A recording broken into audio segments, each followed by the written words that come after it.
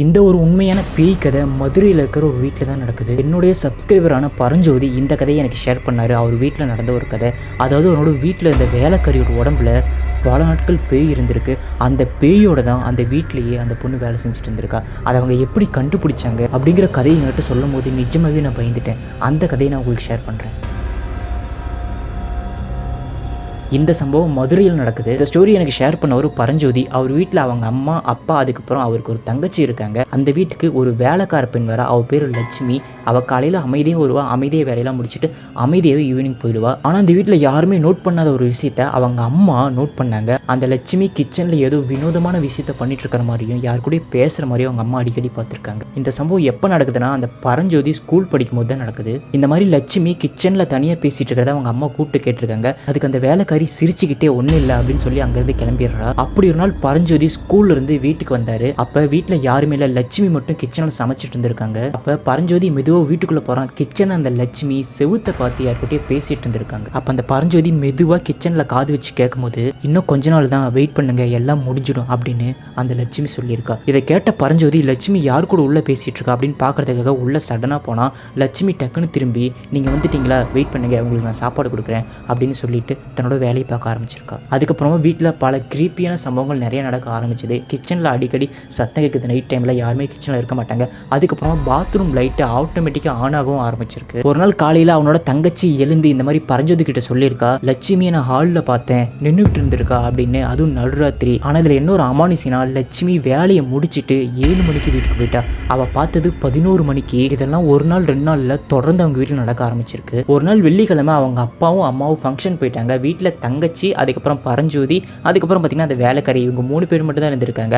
அந்த டைமில் பார்த்திங்கன்னா அது ஒரு நைட் டைம். அந்த நைட் டைமில் வீட்டுக்கு மேலே டெரஸ் மாதிரி ஒரு இது கட்டி வச்சுருப்பாங்க. அந்த இடத்துல ஏதோ சத்தம் கேட்டிருக்கு. லட்சுமி மேலே அனந்து பார்த்து மேலே யாரும் இருக்கிறாங்க அப்படின்னு சொல்லியிருக்கா. அதுக்கப்புறமா அந்த பரஞ்சோதியும் மேலே அப்படியே மெதுவாக பார்த்துருக்கான். சைலண்டாக அப்படியே கேட்டிருக்காங்க. அங்கே யாரும் நடக்கிற மாதிரி இருந்திருக்கு. அப்போ அந்த பரஞ்சோதி லட்சுமி அக்காவும் மேலே போய் பாருங்கள் யார் இருக்காங்கன்னு சொல்லியிருக்காங்க. அந்த லட்சுமியோட மூஞ்சி அப்படியே ஒரு மாதிரி சோகமாக மாறிடுச்சு. இல்லை நான் போக மாட்டேன், எனக்கு பயமாக இருக்குது அப்படின்னு சொல்லியிருக்காங்க. அந்த இரவே ஃபங்க்ஷன்லாம் முடிஞ்சு அவங்க அப்பா அம்மாவும் ரிட்டன் வீட்டுக்கு வந்துட்டாங்க. அப்போ லட்சுமி வீட்டில் இல்லை.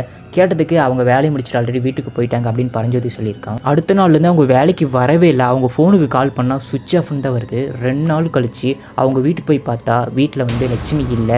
வீட்டில் இருக்கவங்களாம் போலீஸ் ஸ்டேஷனில் கம்ப்ளைண்ட் கொடுத்துருக்காங்க, இந்த மாதிரி லட்சுமி காணாமல் போயிட்டாங்கன்னு. அதுக்கப்புறமா பல நாட்கள் ரொம்ப நார்மலாக போயிட்டு இருக்கு. ஒரு நாள் அந்த பரஞ்சோதி என்ன பண்ணியிருக்காங்கன்னா, வீட்டில் எடுக்கப்பட்ட அந்த பழைய ஃபோட்டோஸ் வீடியோஸ்லாம் எடுத்து டிவியில் போட்டு பார்த்துட்டு இருந்திருக்கான்.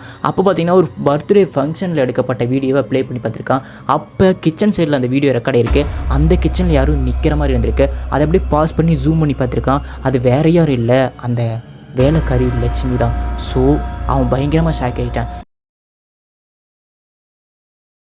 இதில் ஷாக் ஆகிறதுக்கு என்ன விஷயம் இருக்குன்னு நீங்கள் கேட்கலாம். ஆனால் உண்மை என்னென்னா, அந்த லட்சுமி காணாமல் போனால.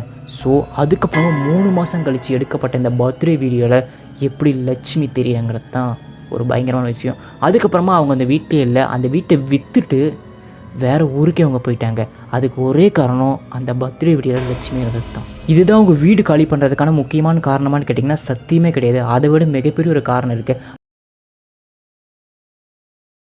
அந்த லட்சுமி அந்த வீட்டுக்கு வேலைக்காரியாக சேரதுக்கு முன்னாடி அந்த வீட்டில் இருந்த அம்மா கிட்ட 12 மணிக்கு மேலே கிச்சனை யாருமே திறந்து வைக்காதீங்க, அப்படியே இருந்தால் மட்டும் நான் வேலைக்கு வரேன் அப்படின்னு சொல்லிட்டு தான் அந்த வீட்டுக்கே வேலைக்கே சேர்ந்துருக்கா.